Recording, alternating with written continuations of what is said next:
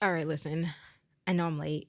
February is like I don't know, it's like what, the 5th, 6th or something like that. We're well into February. But I'm still going to talk to you about my January wrap up just cuz I think you should know.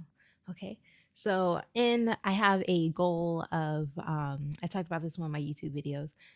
54 books. I think I said I want to read 54 books this year. So, I'm awful at math, but that should mean I'm reading at least 4 books and some change a month. Last month in January, I only read 3 books, but it's okay. It's okay. One, I started off a week late. I'm not even gonna lie. That first week of January, I didn't really read much. But I think I did okay. And there's still time to catch up. It's only February, okay? So there's still time to catch up. But the 3 books I did read, January was not a bad month for me as far as reading goes. It could have been worse. It wasn't like amazing, but it could have been a lot worse. So the first book I read, which I absolutely loved, I think I gave it like a 4.5 stars or something like that. I can't remember. I don't know. I have to look at my story graph to see. But anyways, it's called When the Wolf Comes Home. It's by I actually have my Kindle. I don't know why I can't just like look at it. Mm, mm, mm, mm, mm. We're having technical difficulties here. All right. It is a horror.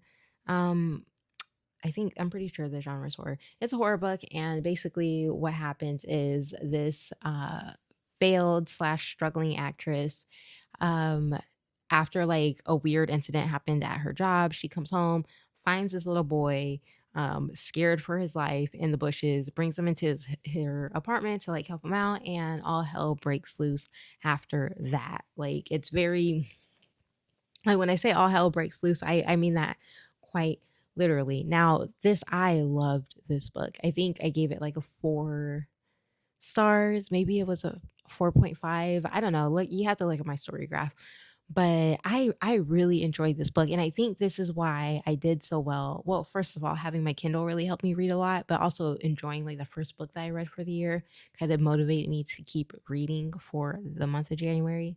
So, I really, really liked it. I know there's like I read some of the reviews where they weren't feeling the ending and stuff like that. I thought the ending was fitting.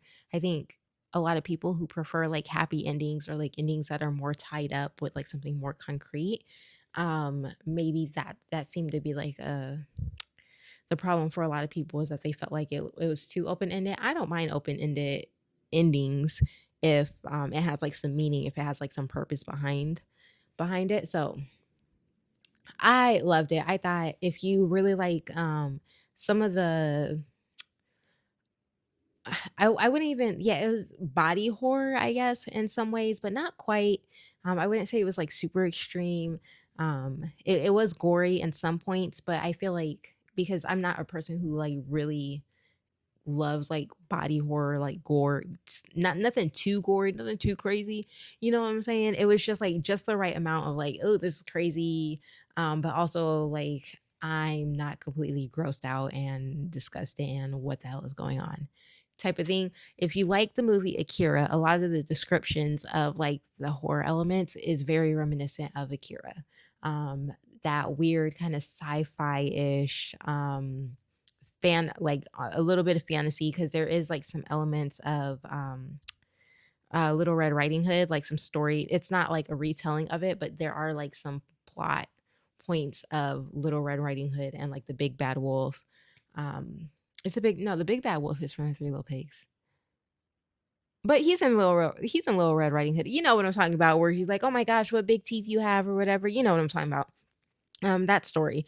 Yeah, there's some of those elements thrown into baked into the theme of the story and stuff like that. So, um, yeah, if you like the Kira, I feel like you would like this book. I really do like the character. I loved the little boy in this book.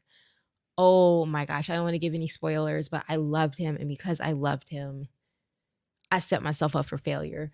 Um, but he was so cute, and like just seeing the woman in the story.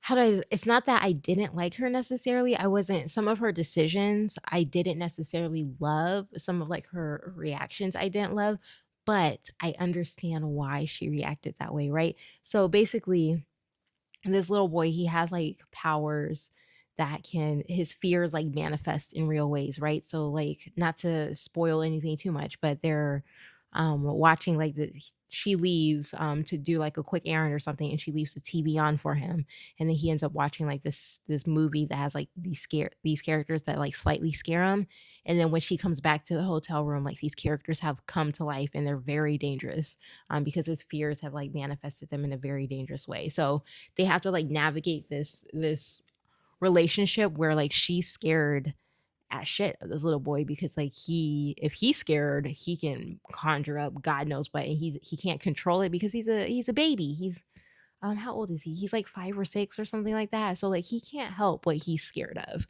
Um so she really has to balance out like being understanding of the fact that like he is just a child. He's a scared child at that, and scary stuff keeps happening. It like feeds into itself because scary stuff keeps happening. He's scared and that conjures up more scary stuff, and it's just a vicious cycle. So then she's dealing with the fact that like she has empathy and she's starting to grow and care for this little child, but also what the hell? This is absolutely terrifying. Like he could conjure up a bunny rabbit that scared him 2 seconds, and rip her face off, something like that, you know? So, and that dynamic was very interesting to me. Like I said, I love the little boy.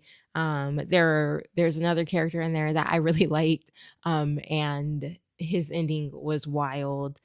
Um, yeah, so it's just I enjoyed it. I gave that a 4.5 stars, and I think because I started off with such a strong start, um, January was a good reading.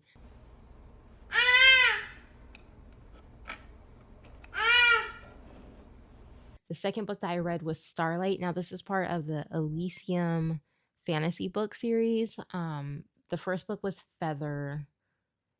God, I couldn't even tell you what the second book is. And the third one is Starlight. But geez, I can't remember what the second book is. But basically it's like the first book was like a Romeo and Juliet kind of retelling, but with like angels, archangels, stuff like that. It was very interesting world building. So this was like the third story, and I had read those first two like a long time ago. So I gave this like a 3 stars, I think.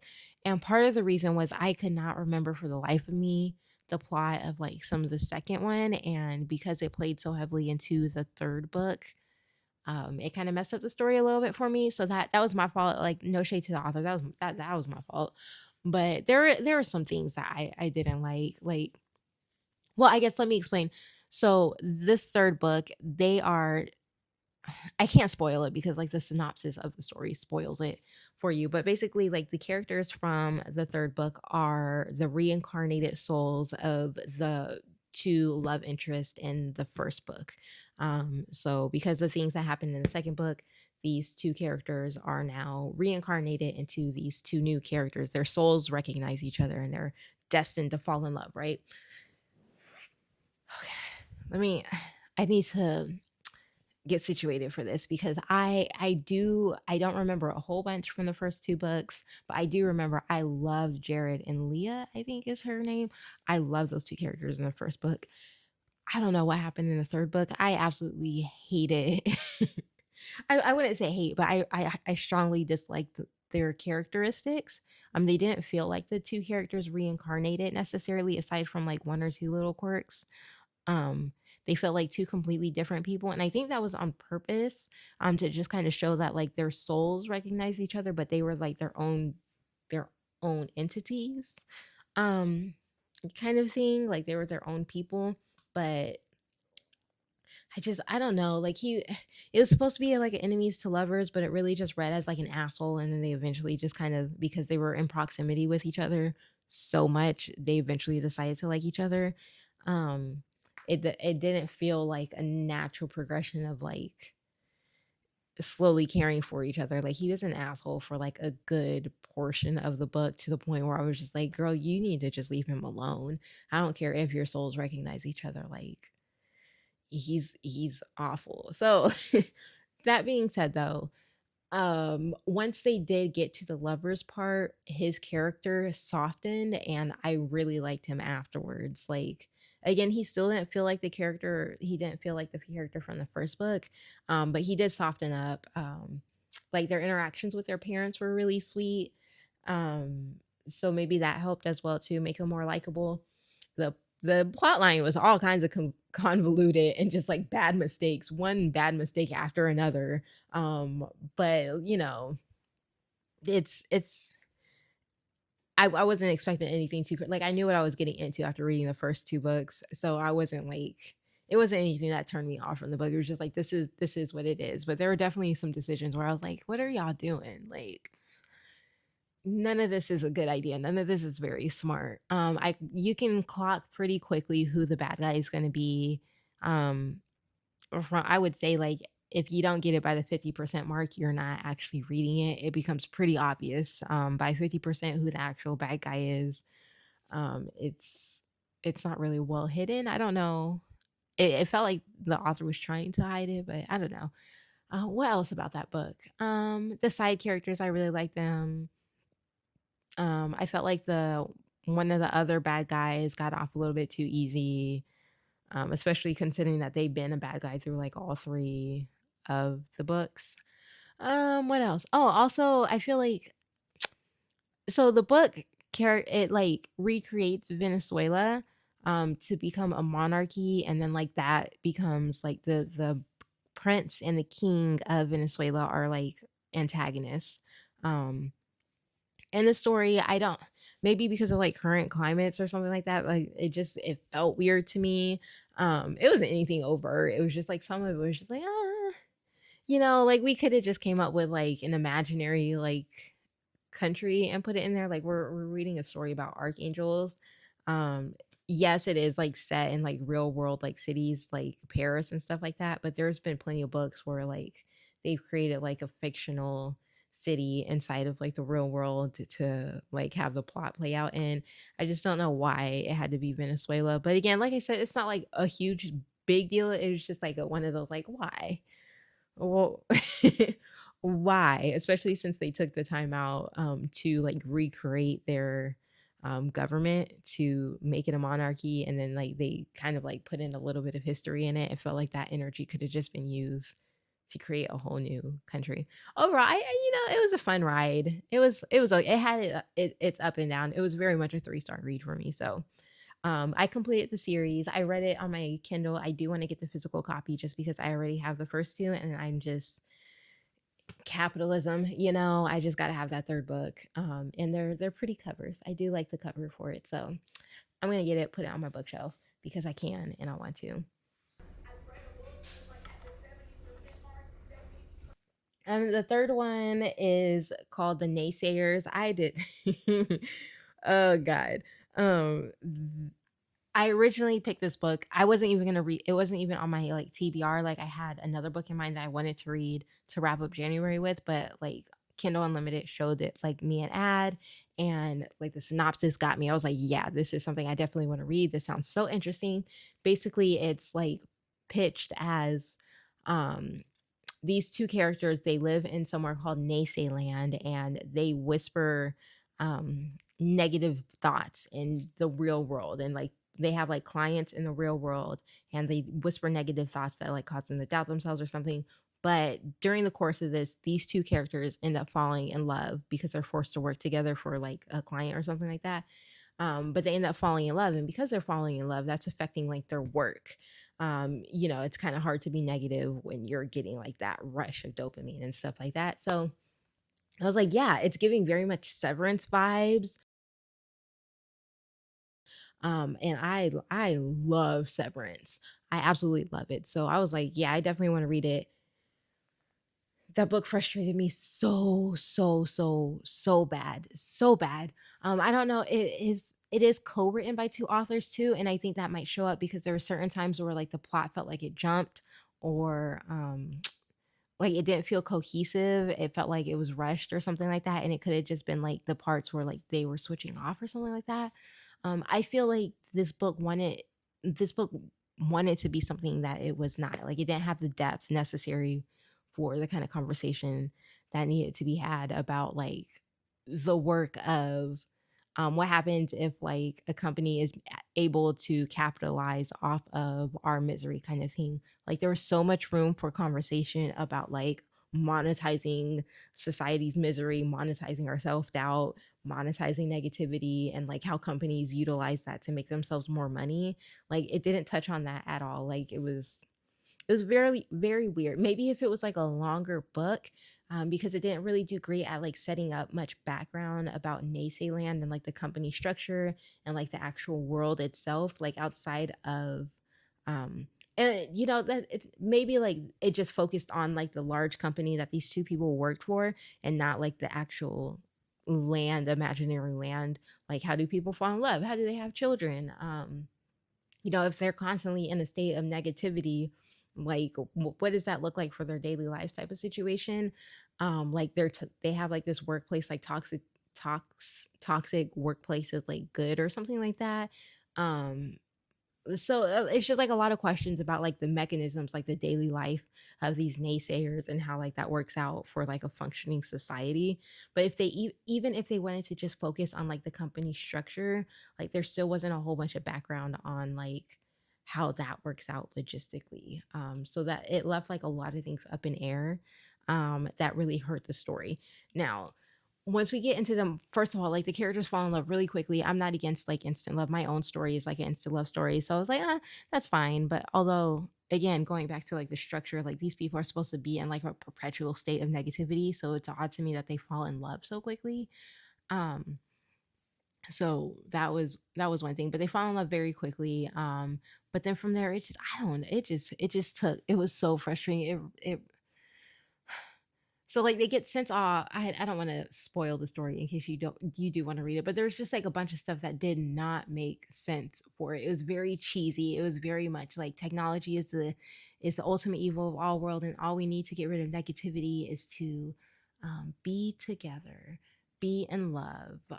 That's all you need. Just tell that voice in your head, stop it. And that is spoiler alert. I have to, because I feel like you guys have to know why I'm so frustrated with this. You have this mega billionaire company in this fictional like alternative world of Naysayland that is like they're supposedly paired up with politicians and big corporate entities and you know governments and stuff like that. They're like paired up with them to like whisper negative thoughts to like influence like the things in the real world. So this is a hefty company with like insane technology. Like they describe like the little cameras that follow their clients around. They describe them as so like tiny that like it's not able to be seen through human eye. So they're obviously, it's suggested that they're like very technologically advanced, and they have like this huge influence on the real world. They are brought down. Okay, at the end of the book, like basically the two characters, they go into the real world to like find their clients that they spoke negatively to that caused them to fall in love. They find them and they tell them, hey, naysay world is real and we're so sorry for the things that we do, right? And there comes a point where now our main character is on Instagram Live with her client, her previous client, and she's about to bring down Naysay Land. And she does so by getting on Instagram Live and telling everybody, you need to be more positive. Don't listen to those voices in your head because they're lies. It's Naysayland. Be more positive and get off your phones. Boom. And Naysayland collapses. Like it's almost comical to me that this huge corporate entity with probably like suggested billions of dollars, like this is a generational company, right? Because the main character's mama is now the leader of that company, the CEO of the company. Her grandmother, who randomly decides that she's going to help the granddaughter, which again doesn't make sense because like she helped build up like this is, they're supposed to be like the best of the best of the best of naysayers, and grandma is suddenly like, no, let me go help my daughter bring down like my multi-billion-dollar company. Like these people like generationally have put in the work to like lift this company up to the best that it can be, and it is brought down by an Instagram live telling people to get off their phone to be more positive. Yeah, and that's the conclusion of the story. Actually, the conclusion of the story is much worse. Basically, she recreates Naysay Land to be Yaysay Land. I'm not exaggerating, Yaysay Land. And then they decide that they voluntarily can speak positive things into people's minds, and that's how the story ends. Um, so yeah, if you can't tell, I it was a wild ride. I'm disappointed because I thought the book was so interesting. Like the plot could have been so interesting that it could have had so much more to say. It just I don't know. Like it's not it was very shallow, very it didn't have the depth that it needed for the topic. If you watch Severance and you watch this book, you're gonna feel the same way I do. But anyways, so yes, my rating did progressively go down in star rating level, but I am very happy with it. As much as I didn't enjoy the last book, I'm not upset about the fact that I read it. Um, 'Cause, it's just you win some, you lose some. So that was my January reading. Let me know how your January reading is going, how your February reading is going, and I will see you guys in the next video.